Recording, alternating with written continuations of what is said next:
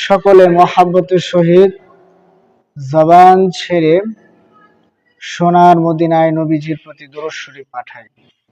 আল্লাহুম্মা সাল্লি আলা মুহাম্মাদিন ওয়া আলা আলি মুহাম্মাদ কামা সাল্লাইতা আলা ইব্রাহিম ওয়া আলা আলি ইব্রাহিম ইন্নাকা হামিদুম মাজিদ।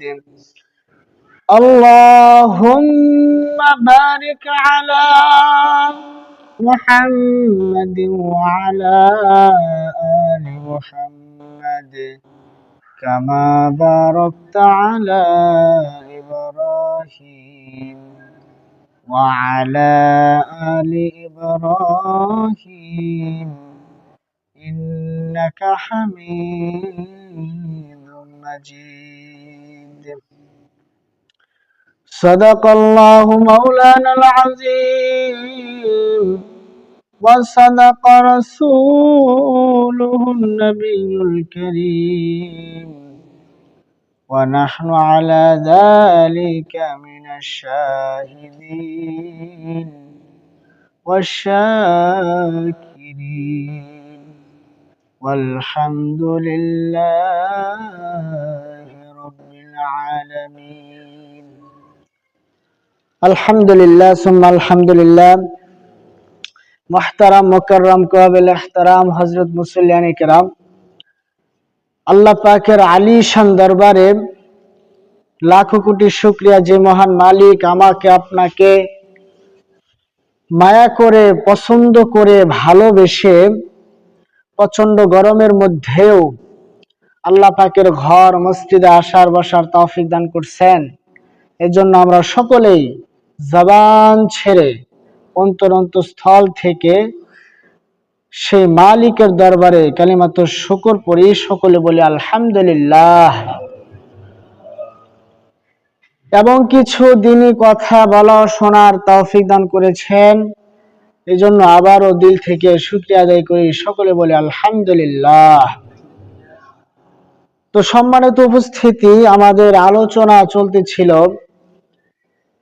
শারীরিক ও মানসিক সুস্থতার গুরুত্ব ও ফজিলত। গত জুমায় কিছু আলোচনা হয়েছে। আলোচনা করতে করতে আমরা একটি নবীর ঘটনাকে উল্লেখ করেছি, বিখ্যাত প্রসিদ্ধ নবী হযরত আইয়ুব আলাইহিস সালামের ঘটনা। তো একটু কথা বাকি ছিল যে তিনি কিভাবে সুস্থ হলেন। তো আল্লাহ পাক রব্বুল আলামিন দীর্ঘদিন অসুস্থ থাকার পরে যখন তিনি দোয়া করেছেন, ওয়া আইয়ুব ইয নাদা রাব্বাহু আন্নী মাসসানিয়াদ দুররু ওয়া আনতা আরহামুর রাহিমিন, এইভাবে যখন দোয়া করেছেন যে হে আল্লাহ, আমাকে অসুস্থতা আক্রান্ত করেছে, আমি অনেক অসুস্থ, তুমি তো দয়াবান, সকল দয়াবানদের দয়াবান, তুমি আমাকে দয়া করো, রহম করো। তো আল্লাহ পাক তার দোয়া কবুল করেছেন। অন্য একটি সূরার মধ্যে এই ঘটনা উল্লেখ করেছেন যে আল্লাহ পাক ওহীর মাধ্যমে তাকে জানিয়ে দিয়েছেন, উরকুদ বিরিজলিকা, তুমি তোমার পা ধারা আঘাত করো, হাযা মুগতাসালুন বারিদুন ওয়া শারাব। তো যখন তিনি পা ধারা জমিনকে আঘাত করেছেন, সেখান থেকে অনেক সুন্দর ঠান্ডা শীতল এবং পরিষ্কার পরিচ্ছন্ন পানির ঝর্ণা বের হয়েছে, বলেন সুবহানাল্লাহ। তো সেই পানি তিনি পান করেছেন এবং গোসল করেছেন, ফলে কি হয়ে গেছেন? সুস্থ হয়ে গেছেন। সুস্থতার মালিক কে? আওয়াজ করে বলেন আল্লাহ। আল্লাহ পাক সুস্থতার মালিক। তো এখানে একটু ঘটনা না বললেই নয়, তাফসীরে মারিফুল কোরআনের মধ্যে উল্লেখ করছেন। তো গত জুমায় বলেছিলাম যে কেউ ছিল না তার, কি বলেন, অসুস্থ হওয়ার ফলে তার পরিবার পরিজন আত্মীয় স্বজন সন্তানাদি সব দূরে চলে গিয়েছিল। শুধুমাত্র তার একজন স্ত্রী ছিলেন, তার সেবা করতেন। তিনি ওই সময়ে বিভিন্ন বাড়িতে বা বিভিন্ন ভাবে দিনমজুরি কাজ করে তার সংসার চালাইতেন। তো ঘটনাক্রমে এরকমই তিনি হয়তো সকালবেলা তাকে তার স্থানটাকে একটু পরিষ্কার করে করে তিনি আবার কাজে চলে গেছেন, আবার দুপুরে আসছেন, আসার পরে দেখে যে লোকটা নাই, দেখে যে পাশে একজন সুস্থ সুন্দর সুন্দর চেহারার একজন ব্যক্তি বসে আছে। বলেন সুবহানাল্লাহ। তো দেখার পরে তিনি ওই লোকটাকে জিজ্ঞেস করলেন যে, হে ভাই মুসাফির, তোমাকে তো চিনি না জানি না, এখানে যে একজন অসুস্থ ব্যক্তি পড়ে থাকতেন তাকে তো দেখতেছি না, তিনি কোথায় গেছেন? তো তিনি কতক্ষণ চুপ করে থাকার পরে তিনি নিজে বলে ফেললেন যে, আমি তো ওই ব্যক্তি, আমি তো আইয়ুব। পরে তার স্ত্রী বলে, আরে তুমি কি আমার সাথে মজা করতেছ? পরে আরে না, মজা করি না, যে আল্লাহ তাআলা আমাকে অসুস্থ দিয়েছিলেন সে আল্লাহ তাআলা আমাকে এরকম সুন্দর সুস্থতার হায়াত দান করেছে। বলেন সুবহানাল্লাহ। এর ফলে আল্লাহ পাক নিজেই বলে দিয়েছেন যে এরপরে তিনি সুস্থ হয়েছেন, তারপরে তার পরিবার যা চলে গিয়েছিল পরিবার দিয়েছেন এবং এর দ্বিগুণ দিয়েছেন, এবং তার সন্তানাদি যেগুলো অনেকে মারা গিয়েছিলেন বা অসুস্থের কারণে মৃত্যুর মুখে পড়েছিলেন, আল্লাহ পাক তাদেরকে সুস্থ করে দিয়েছেন এবং তার স্ত্রীর গর্ভে আরো নতুন সন্তান জন্ম দিয়েছেন। বলেন সুবহানাল্লাহ। এইভাবে তিনি আবার অনেক জনবল, অনেক সংখ্যক মানুষের অধিকারী হয়েছিলেন। তো এই ঘটনা থেকে আমাদের শিক্ষাগত জন্য বলেছে যে আসলে দেখেন যে আল্লাহ পাক আমাকে আপনাকে বিভিন্ন ভাবে পরীক্ষা করবেন। এই যে গরম ঠান্ডা, এটা কিন্তু একটা পরীক্ষা, কি বলেন, তাই না? কিন্তু আমরা বুঝতে পারি না। অসুস্থ সুস্থতা দিয়ে পরীক্ষা করেন, দেখবেন অনেক হাজারো মানুষ কোন অসুস্থ নয়, মানে ভালো মানুষ হঠাৎ মরে যায়, কি বলেন, হয় কিনা এরকম? আর দেখবেন বছরকে বছর অসুস্থ হয়ে পড়ে আছে, কিন্তু সে কি করে না, মারা যায় না। এগুলো আল্লাহ পাকের খেলা। আল্লাহ পাক এইভাবে পরীক্ষা করেন এবং এটাই বুঝান যে দেখো, হায়াতের মালিক একমাত্র আমি। হায়াতের মালিক কে? মৃত্যুর মালিক তো সবকিছু মালিক আল্লাহ তাআলা। এটাই পরীক্ষা। এগুলা থেকে মুমিনদের জন্য, বুদ্ধিমানদের জন্য এর ভিতরে উপদেশ, শিক্ষা যে আসলে এই অসুস্থ হলেই মারা যাবে বিষয়টা এরকম না, আবার অসুস্থ ছাড়া মারা যাবে না বিষয়টা এরকমও না। কারণ আশেপাশে অনেক দেখা যায় বছরকে বছর অসুস্থ পড়ে থাকে কিন্তু মরে না। আর এর সাথে অনেক ভালো মানুষ হঠাৎ কি যায়, মারা যায়। তো আল্লাহ পাক এগুলা বুঝাইতে চান যে দেখো সবকিছু আমি করি, এভাবেই করি, সুতরাং আমাকে ছাড়া, আমাকে মাইনাস করে তোমরা কোন দিকে পালাবে, কোন দিকে যাবে? সুতরাং যাওয়ার কোনো পথ নাই, তোমরা আমার কাছে আসো, আমার দিকে ফিরে আসলেই তোমরা হবে প্রকৃত সফল কাম। বলেন সুবহানাল্লাহ।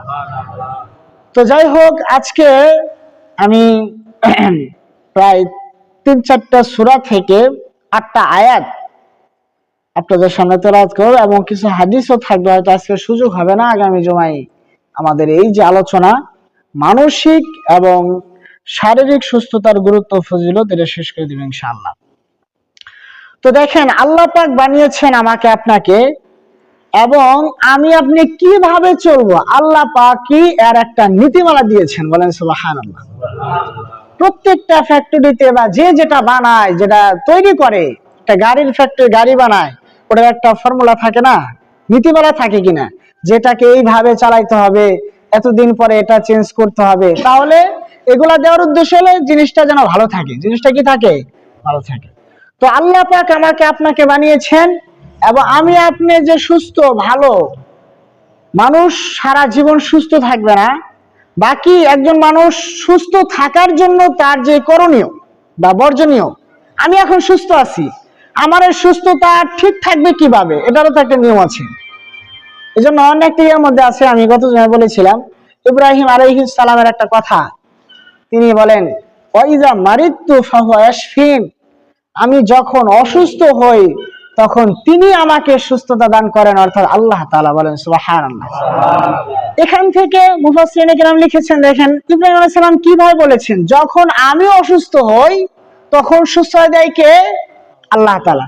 তাহলে বোঝা গেল যে অনেক ক্ষেত্রেই আসলে অসুস্থতার মালিক তো আল্লাহ, সুস্থতার মালিক আল্লাহ, কিন্তু অনেক ক্ষেত্রে মানুষের কারণে, অর্থাৎ তার চলার ভঙ্গি বা তার চলার অসতর্কতা, অনিয়ম চলার কারণে অসুস্থতার পিছনে তারও অবদান থাকে, ঠিক কিনা? উদাহরণস্বরূপ বলি, যেমন মনে করেন শীতের সময় কেউ যদি প্রচন্ড ঠান্ডা পানি দিয়ে পানির মধ্যে ভিজতে থাকে, বা গোসল করতে থাকে, তাহলে তার ঠান্ডা লাগবে কিনা?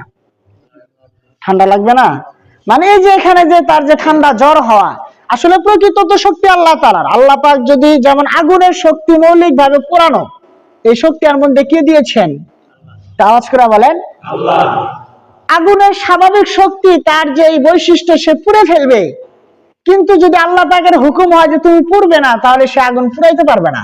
যেমন ইব্রাহিম আলাইহিস সালামের ঘটনা আছে, নমরুদ তাকে আগুনের মধ্যে ফেলে দিয়েছিল, কিন্তু আগুন তার একটা পশমও পুড়তে পারে না। বলেন সুবহানাল্লাহ। এই ক্ষমতা কার? আল্লাহ তাআলা। তো স্বাভাবিকভাবে প্রত্যেকটা জিনিসের যে বৈশিষ্ট্য, এটা আল্লাহ পাক তার ভিতরে দিয়ে দিয়েছেন। আগুন পুড়ে ফেলবে, আর আমি যদি আগুনের মধ্যে ঝাঁপ দিই তাহলে আমি পুড়ে যাব। তাহলে আমি পুড়ে যাওয়ার পিছনে শক্তি তো আল্লাহ তাআলা আগুনের মধ্যে দিয়েছেন, কিন্তু পুড়ে যাওয়ার পিছনে আমারও অবদান। আমি যদি না পড়তাম তাহলে তো আমি পুড়ে যেতাম না। এই জন্য তো এর থেকে হলো যে অনেক ক্ষেত্রে মানুষ তার চলাফেরা, তার খাবার, আমি আলোচনা করব সামনে, যে তার অসতর্কতা চলা, অনিয়ম চলার কারণেও সে অনেক সময় কি হয়? অসুস্থ হয়। তো এখানে এইভাবেই ইব্রাহিম সালাম ব্যক্ত করেছেন, তো যখন আমি অসুস্থ হয়ে যাই, তখন আল্লাহ তাআলা আমাকে কি করেন? সুস্থতা দান করেন। তো এই জন্য আল্লাহ পাক আমাকে আপনাকে বানিয়েছেন এবং কিভাবে চলতে হবে সেটার একটা ফর্মুলা দিয়েছেন। তো প্রথমে আমরা আসি যে খাবারের বিষয়টা, যে একজন মানুষ কি কি খাবার খেলে বা কিভাবে খাইলে সে সুস্থ থাকবে। কারণ আল্লাহ পাক সুস্থতার হাত দিয়েছেন, এটাকে যদি আমি ঠিকভাবে ব্যবহার না করি, ঠিকভাবে খাবার না খাই, অনিয়ম অস্বাস্থ্যকর খাবার খাই, তাহলে অটোমেটিক এটা কি হয়ে যাবে? অকেজ হয়ে যাবে। এই জন্য সেই নিয়ম দেওয়া আছে। দেখেন সূরাতুল বাকারা এর 168 নাম্বার আয়াত, সর্ববৃহৎ সূরা, কোরআনের মধ্যে সবচেয়ে বড় সূরা হলো সূরাতুল বাকারা। এটার 168 নং আয়াতের মধ্যে আল্লাহ পাক বলেছেন, এখানে পুরা মানব জাতিকে বলেছেন, অর্থাৎ মুসলমান না, হিন্দু না, বৌদ্ধ না, খ্রিস্টান, এগুলা না, মানে সকল মানুষ বলতে যারা আছে সকলকে সম্বোধন করে আল্লাহ তাআলা বলেছেন যে হে মানুষ সকল, তোমরা জমিন থেকে যে উৎপন্ন হয়, জমিনের মধ্যে থেকে যে হালাল জিনিস এবং উত্তম জিনিস, সেটাই তোমরা ভক্ষণ করবে। বলেন সুবহানাল্লাহ। এবং শয়তানের অনুসরণ করবে না, কারণ শয়তান তোমাদের প্রকাশ্য শত্রু। দেখেন আল্লাহ পাক আয়াতের মধ্যে কিভাবে বলেন। আল্লাহ পাক রব্বুল আলামিন আয়াতে কারিমার মধ্যে বলেছেন, ইয়া আইয়ুহান নাস কুলু মিম্মা ফিল আরদি হালালান তাইয়্যিবাত ওয়া লা তাত্তাবিউ খুতুওয়াতিশ শাইতান ইন্নাহু লাকুম আদুউম মুবিন। আল্লাহ পাক রব্বুল আলামিন পুরা মানব জাতিকে লক্ষ্য করে বলেন, হে মানুষ সকল, জমিন থেকে যা উৎপন্ন হয় সেখান থেকে তোমরা হালালান তাইয়্যিবাত, হালাল জিনিস এবং উত্তম জিনিস সেটাকেই তোমরা ভক্ষণ করো। বলে সুবহানাল্লাহ। ওয়ালা তাত্তাবিউ খুতুওয়াতিশ শাইতান, এবং শয়তানের পদাঙ্ক অনুসরণ করবে না, শয়তানকে অনুসরণ করবে না, শয়তানের কথা মতো চলবে না, কারণ ইন্নাহু লাকুম আদুউম মুবিন, নিশ্চয়ই শয়তান হলো তোমাদের প্রকাশ্য শত্রু। কি বলেন, শয়তান কি আমাদের বন্ধু না শত্রু? তো এখানে দেখেন জমিন থেকে অনেক কিছু আল্লাহ পাক উৎপন্ন করে, জমিন থেকে অনেক গাছপালা, তরু লতা, অনেক কিছু আল্লাহ পাক তৈরি করেছেন, সৃষ্টি করেছেন, উৎপন্ন করেন, কিন্তু সবগুলোকে খাইতে বলে নাই। যেটা হালাল, যেটা উত্তম, সেটাকেই খেতে বলেছেন। তো এখান থেকে প্রাসঙ্গিক একটা কথা মনে পড়ে যায়। এক শ্রেণীর লোক আছে যারা নেশাদ্রব্য সেবন করে, বিশেষ করে গাঁজার কথাই বলি, এটা তো একটা গাছ থেকে হয়। এদেরই হলো যে এটা তো আল্লাহ পাকই বানিয়েছেন। এরা দলিল হিসেবে পেশ করে সূরা আর রহমানের একটা আয়াত, ফাবিআইয়ি আলাই রাব্বিকুমা তুকাজ্জিবান, তোমরা রবের কোন নিয়ামতকে অস্বীকার করবে। সুতরাং গাঁজাও তো একটা নিয়ামত, আল্লাহ পাক তো এটা একটা গাছ থেকে বানিয়েছেন, এটাকে অস্বীকার করলে কে হবে? তো আল্লাহ পাক এই আয়াতের মধ্যে বলেই দিয়েছেন আল্লাহ পাক তো অনেক কিছু বানাবেন, তাই কি সবকিছু খাওয়া যাবে? কি বলেন, সবকিছু ভক্ষণ করা যাবে? আল্লাহ পাক এখানে কি বলছেন? হালালান তাইয়্যিবা, যেটা হালাল উত্তম সেটাই খেতে হবে। আজকে মানে দুনিয়া সৃষ্টি হওয়ার পর থেকে এখন পর্যন্ত, এখন এবং অতীতে ভবিষ্যতে কোনো সময় কেউ বলেও নাই, এখনো বলে না এবং সামনেও বলবে না যে গাঞ্জা যে একটা ভালো খাবার, স্বাস্থ্যকর খাবার। কোনো ডাক্তার এই পর্যন্ত বলে নাই, কেউ বলছে? তাহলে এটা হালাল উত্তম। আমি যে খায়া খায়া পাগলা হইতেছি, মাথা লইতেছি, এই জন্যই পরে বলে দিছে শয়তানকে অনুসরণ করবে না, কারণ শয়তান এটা বলবে যে গাঞ্জা খাও, গাঞ্জা খাইবা, পাগল হইবা, তাড়াতাড়ি মারা যাইবা, তাড়াতাড়ি জান্নাতে ঢুকে যাওয়া। বলেন নাউজুবিল্লাহ। তো আল্লাহ পাক ফর্মুলা দিয়ে দিয়েছেন যে আমি কি খাবো, এটা বলছে সকল মানুষকে, এনে কোনো মুসলমানকে এইখানেই করা নেই। হিন্দু বৌদ্ধ খ্রিস্টান কি আইয়ুহা নাস বলেছেন, মানুষ যা আছে, কারণ আল্লাহ পাক তো বানাইছে। এবং সেটা কিভাবে ভালো থাকবে সেটা কে জানেন? আল্লাহ পাক বানাইছেন। আমি আপনি ভালো থাকবো কিভাবে এটা কে জানেন? আল্লাহ তাআলা। এই জন্য আল্লাহ তাআলা বলে দিয়েছেন যে আমি কি খাবো, কারণ শয়তান তো আছে, শয়তান আমাকে বিভিন্ন কিছু খাওয়াবে। এই জন্য আল্লাহ পাক স্পষ্ট বলেই দিয়েছে সব কিন্তু খাওয়া যাবে না, হালাল যেটা উত্তম যেটা সেটাই খাবে এবং শয়তানের কথা শুনবে না। এরপরের আয়াতে দেখেন, এই সূরারই 172 নং আয়াত, এখানে আল্লাহ পাক মুমিনদেরকে লক্ষ্য করে বলেছেন, ইয়া আইয়ুহাল্লাযীনা আমানু কুলু মিন তাইয়্যিবাত মা রাযাকনাকুম ওয়াশকুরু লিল্লাহ ইন কুনতুম ইয়্যাহু তা'বুদুন। হে ঈমানদারগণ, তোমরা উত্তম জিনিস ভক্ষণ করবে, উত্তম জিনিসকে খাবে। আমি তোমাদেরকে রিজিক হিসাবে যা কিছু দান করেছি, এবং তোমরা আমি আল্লাহর কৃতজ্ঞতা জ্ঞাপন করবে, শুকরিয়া আদায় করবে, যদি তোমরা আমি এক আল্লাহর ইবাদত করে থাকো। বলেন সুবহানাল্লাহ। আমরা কার ইবাদত করি? এক আল্লাহর গোলামি করি। এবং কি একজন মুমিনের উচিত শুধুমাত্র কেবলমাত্র এক আল্লাহরই গোলামি করবে, ঠিক কিনা?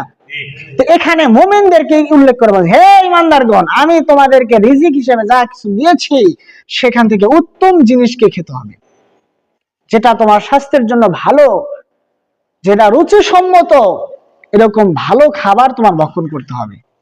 তাহলে আজকালকে দেখেন আমাদের সমাজে মানে শতকরা 95% মানুষ অসুস্থ, ছোট হোক বড় হোক বৃদ্ধ হোক, মনে হয় আমি বলে ফেললাম, মানে যে কোনো ধরনের হোক। কারণ কি?